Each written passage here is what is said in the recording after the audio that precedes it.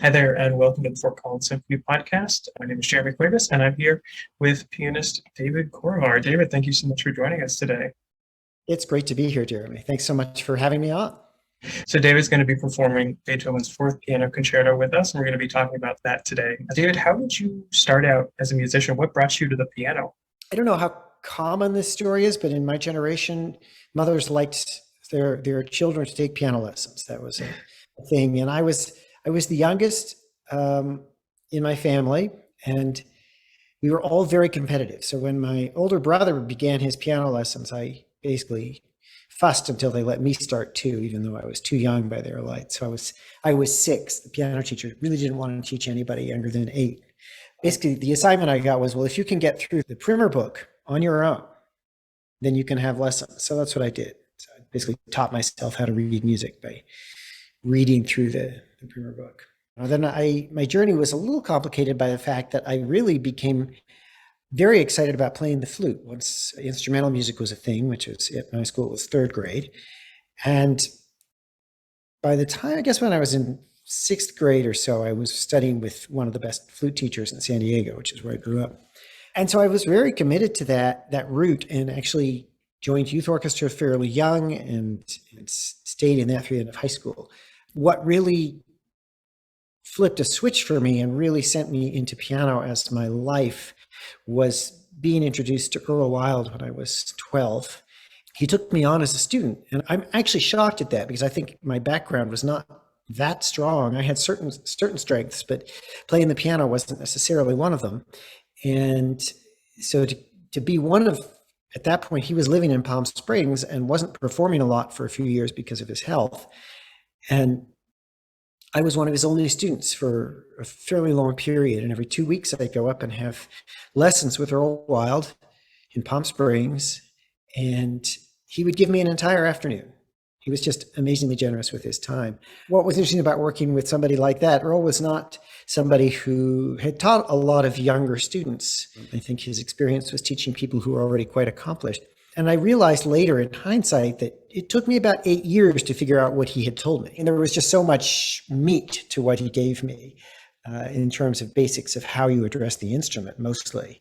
And I still use a lot of that in my own teaching. So my main job these days is as a professor at the University of Colorado in Boulder. And I started working there in 2000.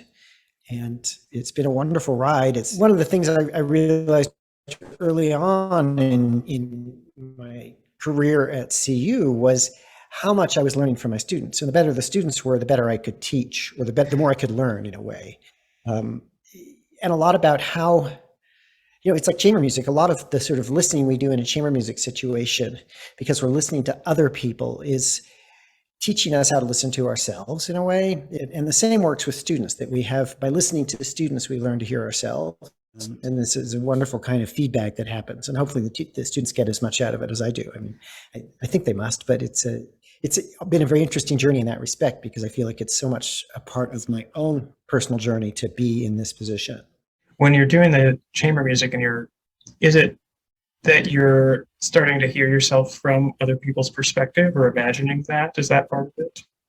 Yeah, and I have so much experience doing this over so many years in so many different kinds of settings and ensembles. There's a couple things about it. One is being inside another person in a way. A lot of what you do to play together with somebody else is to really be connected to them in a very intimate way. It's interesting, as somebody who's, spent so much of my energy over the years also playing solo piano repertoire and recording solo piano repertoire, I feel like the chamber music experience is so rewarding because I'm not alone. And that collaborative thing, and this is true when you play concerto with an orchestra as well, the collaborative aspect of it is something that it's a force multiplier. I'm trying to come up with the proper buzzword for that, but it's this idea that by being part of something bigger, we're becoming better ourselves, whether it's 2 people or 60. So let's talk about the concerto you're doing with us, Beethoven's Fourth Concerto. Could you introduce this to maybe a listener who doesn't know classical music very well? What can they expect going to see this piece? So I was gonna lead this part of the discussion off by by saying that one of the reasons I'm doing this concerto in Fort Collins is because Wes Kenny asked me which one I'd like to do. And I said, I really want to do the fourth because I have never done it. So I'm really excited about it. And I guess maybe this isn't aimed at your brand new listener, but this is a concerto that if you start asking pianists what their favorite Beethoven piano concerto is, or even what their favorite piano concerto is, Beethoven 4 often comes up. And I think it's because there is this amazing combination of lyricism, drama, and virtuosity. You've got all these ingredients. And as is true with Beethoven in sort of the middle of his career, he's interested in doing some surprising things. I mean, I think for somebody who knows sort of the concerto repertoire, the most surprising thing about this piece is the way it begins, with a soft, almost apologetic entrance by the piano alone.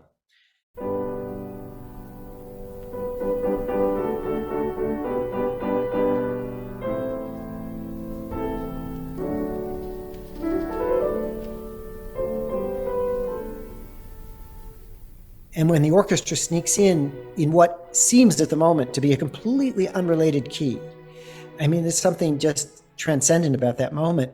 By setting the piece off this way, he's created a whole different drama from really just about any other concerto up to that time.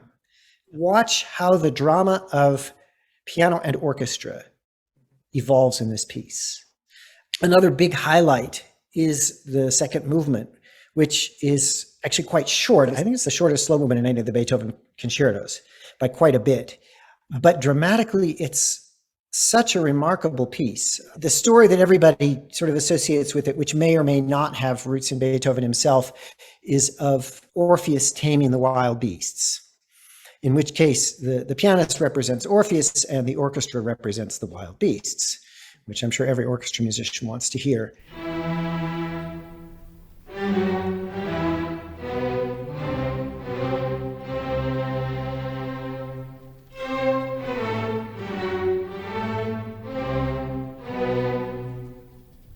What happens in the course of this is that the pianist, who is singing softly until the very end of the movement, everything is marked to be played with the soft pedal down. The orchestra, which begins very brusquely, by about, it's maybe 2/3 of the way through the movement, the orchestra's hushed, like they're listening to the piano finally. And the piano is being listened to because the piano never insists. It's like this great piece of diplomacy. You get your point across by whispering, by making people come to you and listen. And somehow the orchestra gets it. It's such an amazing concept for a concerto movement. And of course, the result of all of this is at the beginning of the third movement, which begins with the orchestra is playing pianissimo. And it starts like way over there. You know, it's such a surprise when that begins. It also begins on the wrong chord, which is another good Beethoven trick. I think you can tell from the way I'm talking, I'm very excited about this piece. It's taken me a long time to come to it. I've played the other 4 concertos for many, many years, and it's interesting to come to this one relatively late, hopefully with more knowledge and maturity than I would have brought to it 20 years ago or 40 years ago, had I learned it then. Well, I think whispering is perfect for the second movement. And you said it's kind of the anti-concerto movement, and it's not just the competition, but it's also like at no point in that movement is the orchestra accompanying the piano. Like they almost don't ever play at the same time. It's almost always back and forth. That's right. That's a really important part of it. It's just like the very last chord, you know, in a way. Mm-hmm. Orchestra plays an E minor chord and the piano plays this little arpeggio. And otherwise it's always this antiphonal play going on. It's one of my normal questions.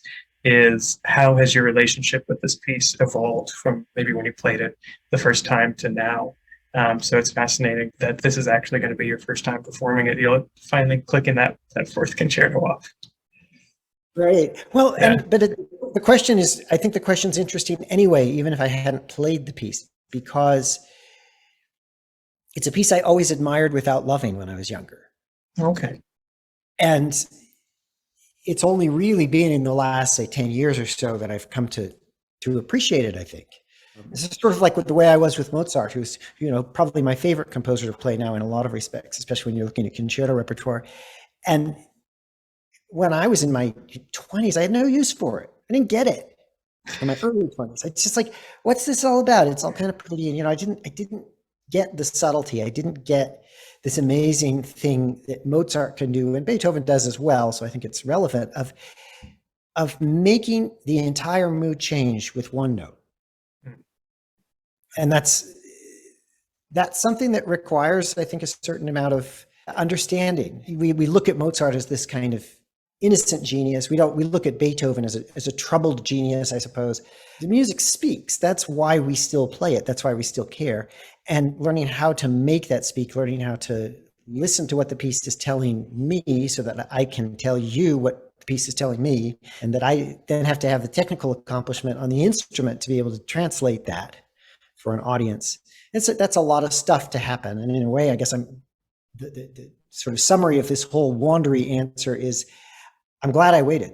But sort of going back to what I'd said earlier about the chamber music experience and being invested in another person, when you're playing solo piano repertoire, you're looking to create all of those different characters and voices just with your own two hands and without any help from anybody else. But having had that experience of working with others really deepens the potential there, really makes you listen better, really makes you understand better what's going on. In terms of the process of learning a piece, the obvious difference is that I'm not playing all the parts with my two hands if I'm in a chamber or concerto situation, which means I have to internalize those other parts in some other way. Generally, I'll sing lines, try to hear lines in my head as much as I can, but to really, part of my job, in chamber music, and I think in a concerto this is true as well, although fortunately we have help from the conductor with this, is to actually know what everybody's up to. Fantastic. Well, David, are there anything else you'd like to share with our audience before we close out today? Just saying again how much I'm looking forward to this concert and hope that everybody can come on August 12th. Absolutely, yeah. August 12th in Fort Collins, we'll be doing Beethoven Festival featuring David Korevaar performing Beethoven's 4th Piano Concerto. And we hope to see you there. David, thanks so much for joining us today. Thank you, Jeremy. It's great.